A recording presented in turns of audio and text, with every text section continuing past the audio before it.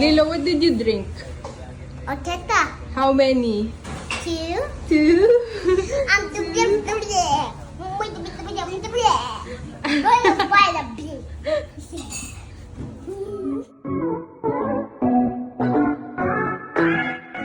Time flies so fast, napakabilis talagang lumaki ni Lilo. Ngayon nga ay nagsa-celebrate siya ng ika-7th birthday niya sa isla ng Siargao.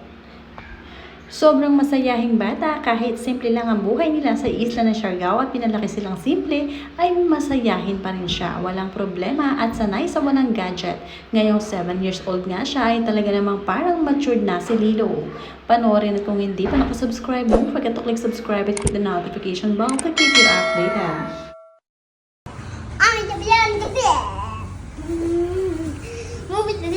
big. Lilo, what did you drink? Orchetta. How many? Two. Two? I'm the big.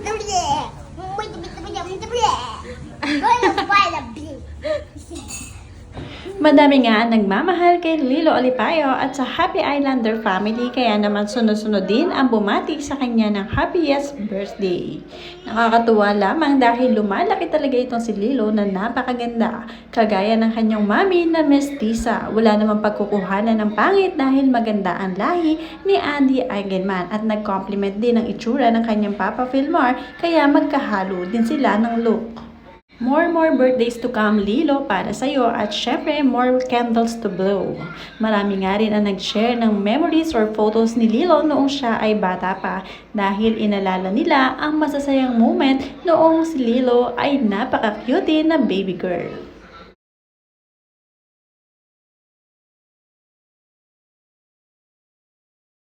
Si Lilo Alipayo talaga ay namumuhay na para talagang isang lokal sa isla ng Siargao, kahit naman na pagkayaman-yaman nila ni mami auntie niya ay talaga naman napaka-humble ng kanilang pamilya, kaya naman si Lilo ay nasanay sa ganitong pamumuhay. Napakapayapa at syempre happiness sa dagat. Ganito gagawin ko siya. Iisipin ko na siya kahit wala ka.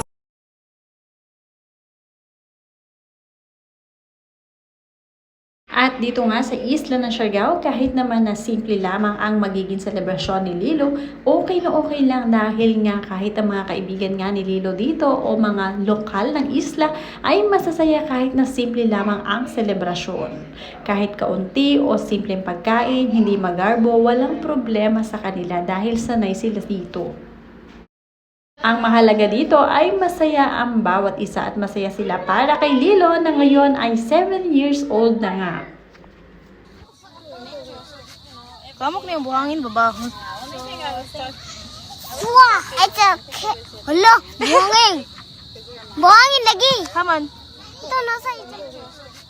Kamok na yung buhangin, babahon. Wow, it's a hello, buhangin.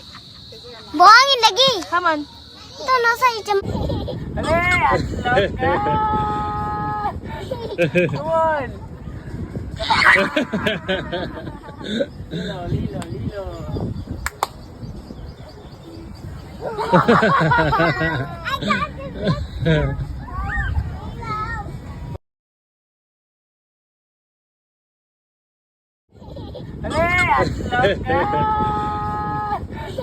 Come on.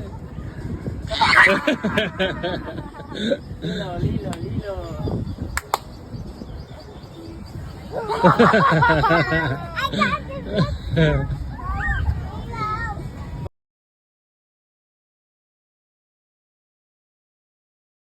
Ngayong 7 years old na nga si Lilo ay talaga namang lumabas ng tunay ang pagkahilig niya sa surfing. Ito ay nagmana sa kanyang Papa Filmar.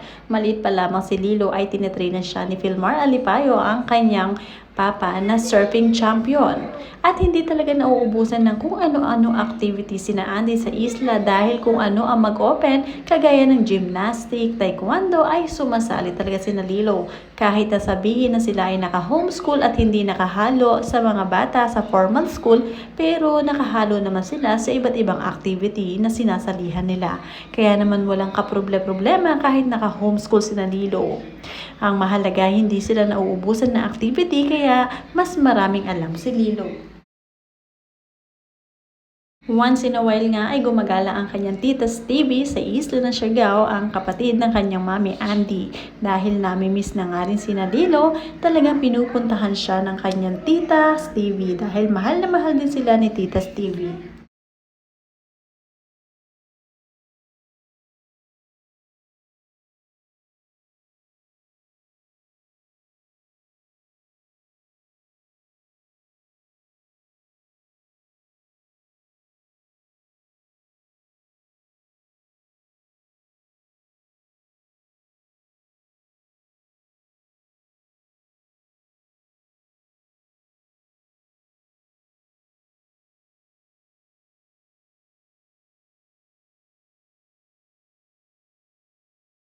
Super thankful and blessed naman si Mami Andy para sa kanyang mga anak, lalong-lalo na sa panganay na si Ellie. Dahil napaka-responsible nito. Talagang nag-aaral siya sa Manila at pagbakasyon naman ay umuwi siya sa isla ng Siargao upang makasama ang kanyang mga kapatid. Especially ngayon na 7 years old na tong si Lilo na humahabol ng kagandahan sa kanyang ate Ellie. Nakakatuwa lamang din ang kanilang closeness na magkakapatid. Kahit na si Ate Ellie ay nasa malayo, sa Manila nag-aaral, ay pag bumabalik naman sa isla ng Siargao, parang ganun pa din ang pakiramdam dahil talagang hindi nagbabago ito at mahal na mahal niya ang kanyang mga kapatid, especially ang kanyang mami Andy na nag-aruga sa kanya.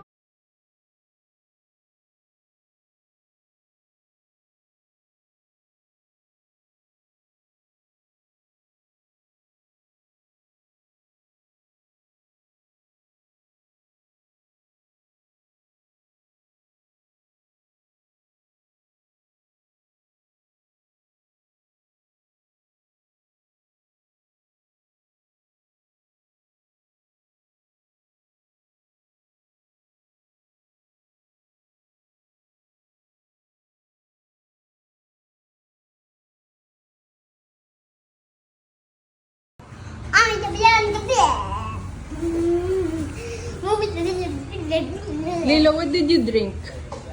Teta. How many? 2. Two. I'm too good.